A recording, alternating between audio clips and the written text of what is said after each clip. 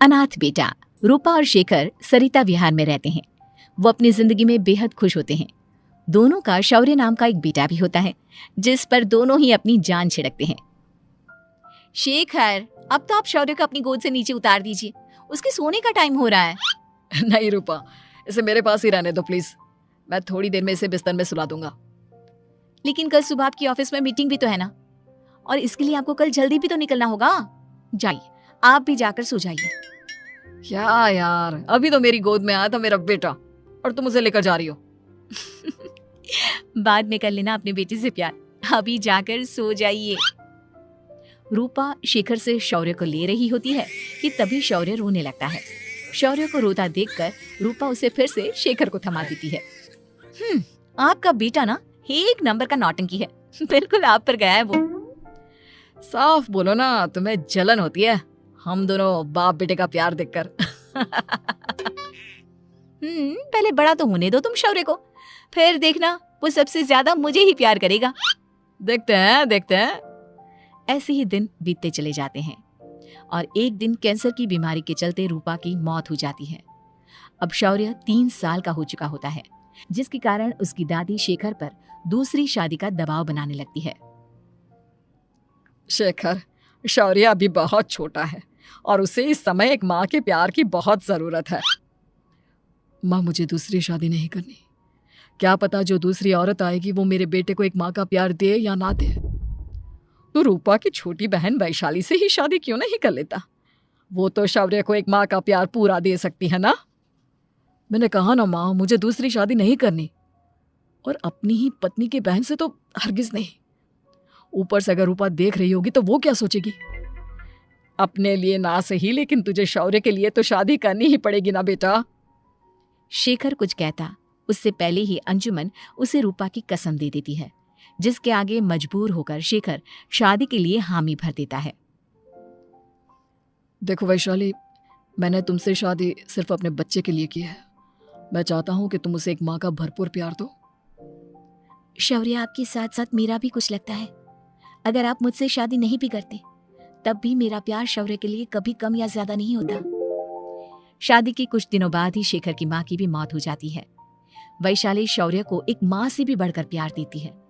शौर्य को लेकर वैशाली का यूं निस्वार्थ प्यार देखकर शेखर को भी उससे प्यार हो जाता है और कुछ सालों बाद शेखर और वैशाली का भी लड़का हो जाता है। लेकिन इसके बाद वैशाली का शौर्य को लेकर बर्ताव बदलने लगता है। वैशाली, मैं देख रहा हूँ तुम आजकल शौर्य का जरा भी ध्यान नहीं रख रही हो। मुझे पता नहीं था कि आदित्य के होने के बाद तुम इतना बदल जाओगी। आदित्य मेरा अपना सगा खून है और शौर्य दीदी का, फिर मैं दोनों में अंतर कैसे नहीं करूं? माँ भले ही दोनों के अलग अलग है, लेकिन पिता तो एक है ना। अगर मुझे पहले पता होता कि तुम इतनी जल्दी बदल जाओगी तो मैं कभी तुमसे शादी ही नहीं करता। हाँ, तो किसने कहा था आपसे मुझसे शादी करने के लिए? मैं थोड़ी ना आई थी आपके पास, आपकी माँ ही आई थी मेरे घर आपका रिश्ता लेकर। वैशाली, मुझे तुमसे ऐसी उम्मीद नहीं थी। गुस्से में शेखर अपना पैर पटकता हुआ शौर्य को वहां से लेकर चला जाता है। पापा, मम्मा मुझसे प्यार क्यों नहीं करती? क्या मैं उनका सगा बेटा नहीं हूँ इसलिए मुझसे प्यार नहीं करती? मम्मा नहीं करती तो क्या हुआ बेटा, पापा तो करते हैं ना आपसे प्यार। कुछ दिनों के बाद, आज तुझे खाना पीना कुछ नहीं मिलेगा, चल चुपचाप से अपने रूम में जाकर सो जा। माँ, अब भाई को खाना क्यों नहीं दे रही हो? बेटा तू आराम से खाना खा, इस नालायक की चिंता मत कर। एक दिन खाना नहीं खाएगा तो मर नहीं जाएगा ये। अगर भैया नहीं खाएंगे तो मैं भी नहीं खाऊंगा। तू अपने भाई का भक्त क्यों बन रहा है? ये तेरा सौतेला भाई है, सगा नहीं जो तू लक्ष्मण बन रहा है।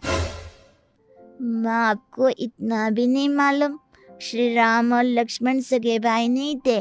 श्री राम माता कौशल्या और लक्ष्मण माता सुमित्रा की कोख से जन्मे थे। दोनों के सिर्फ पिता एक थे, लेकिन माँ अलग थी। मुझे ज्यादा ज्ञान देने की जरूरत नहीं है, ये सतयुग और त्रेता युग नहीं है, समझे? आया बड़ा भाई का चमचा। इतना कहकर वैशाली वहां से चली जाती है, जिसके कुछ टाइम बाद शेखर वहां आता है और आदित्य उसे सारी बात बताता है। मुझे माफ कर दो शौर्य, तुम्हारी माँ के जाने के बाद मुझे दूसरी शादी का फैसला करना ही नहीं चाहिए था। अगर मैं दूसरी शादी नहीं करता तो शायद आज तुम्हारी ये हालत ना होती। नहीं पापा, अगर आप शादी नहीं करते तो मुझे आदित्य जैसा छोटा भाई कभी नहीं मिलता। थैंक यू मुझे इतना अच्छा भाई देने के लिए। तुम दोनों हमेशा ऐसे ही साथ रहना, फिर कोई भी तुम दोनों का कुछ नहीं बिगाड़ पाएगा। चलो मैं तुम दोनों को आइसक्रीम खिला के लाता हूँ, बहुत भूख लग रही है ना। शेखर शौर्य और आदित्य को आइसक्रीम दिलाने लेकर जाता है। वो दोनों को पार्क में खड़ा करके आइसक्रीम लेने जा ही रहा होता है, तभी तेज रफ्तार से आती हुई एक गाड़ी उसे कुचल देती है और उसी पल शेखर की मौत हो जाती है, जिसके बाद शौर्य की जिंदगी नर्क से भी बदतर हो जाती है। सुन रहे चिरकुट, इस घर के किसी भी सामान को मेरी मर्जी के बगैर हाथ मत लगाना। इन सब पर अब तेरा कोई हक नहीं है, समझा? ठीक है माँ, मैं आपकी इजाजत के बगैर किसी चीज को हाथ नहीं लगाऊंगा। चल जाकर अब पूरे घर की सफाई कर। महज 7 साल का शौर्य वैशाली के कहने पर अपने नन्हे नन्हे हाथों से पूरे घर की सफाई करने लगता है। ऐसे ही दिन बीतने लगते हैं, लेकिन मासी से माँ बनी वैशाली को उस मासूम से बच्चे पर जरा भी तरस नहीं आता। क्यों शौर्य, ये घर में इतनी गंदगी कैसे हो रही है? ढंग से सफाई नहीं की है क्या तूने? माँ मैंने तो अच्छे से सफाई की थी, लेकिन आदित्य बार बार इधर उधर चलकर गंदा कर देता है। अच्छा, खुद से एक काम ढंग से नहीं होता और अपनी गलतियों का जिम्मेदार मेरे बेटे को ठहराता है। इतना कहकर वैशाली बांस का डंडा उठाकर शौर्य को जोर जोर से मारने लगती है। तभी वहां वैशाली के मायके वाले भी आ जाते हैं और उसकी सारी करतूतें देख लेते हैं। माँ मैं ऐसा क्या करूं जिससे आप मुझे भी आदित्य के जितना प्यार करोगी? बोलिए ना माँ, मेरे क्या करने से आपके अंदर मेरे लिए ममता जागेगी? वैशाली शौर्य की एक नहीं सुनती, उसके ऊपर डंडे बरसाती जाती है। हद पार होते देख वैशाली की माँ उसका हाथ पकड़ती है और जोर से उसे थप्पड़ मारती है। यही सब करने के लिए तूने दामाद जी से शादी की थी? हमने सपने में भी तुझसे ऐसी हरकत की उम्मीद नहीं की थी। तू माँ नहीं, माँ के नाम पर एक धब्बा है। बस कीजिए माँ, आदित्य की इस दुनिया में आने से पहले मैंने इसे बहुत प्यार किया था, लेकिन अब जब मेरी खुद की औलाद है तो मैं किसी और के बच्चे से प्यार क्यों करूं? अरे नालायक औरत, जिसे तू किसी और का बच्चा कह रही है वो तेरी खुद की सगी बहन का बच्चा है। बहन है तो क्या हुआ, मेरे अपने बच्चे से बढ़कर तो नहीं हो सकता ना ये कभी। अगर यही बात थी तो तू हमें पहले बता देती, हम शौर्य को अपने साथ ले जाते। उसे इस तरह प्रताड़ित करने की क्या जरूरत थी? अगर आपको लेकर जाना है ना तो ले जाइए इसे, मैं नहीं रोकूंगी। नहीं माँ, मुझे कहीं नहीं जाना, मुझे आपके साथ ही रहना है। मैं तेरी कोई माँ बाबा नहीं हूँ, तेरी माँ मर चुकी है, समझा? अब निकल जा मेरे घर से। माँ अब बहुत गंदी हो, मुझे भी नहीं रहना आपके साथ, मैं भी भाई के साथ ही जाऊंगा। अरे तू क्यों जाएगा, तू तो मेरा सगा बेटा है, जाने दे इसे। हम यहाँ ऐश से रहेंगे, तुम्हारे पापा बहुत सारी जमीन जायदाद छोड़ गए हैं तुम्हारे लिए। नहीं माँ, मुझे भाई के साथ जाना है। आप अच्छी नहीं हो, आप बहुत बुरी हो, आप भाई को बहुत परेशान करती हो। देख वैशाली, तुझसे ज्यादा समझ तो इस मासूम बच्चे में है।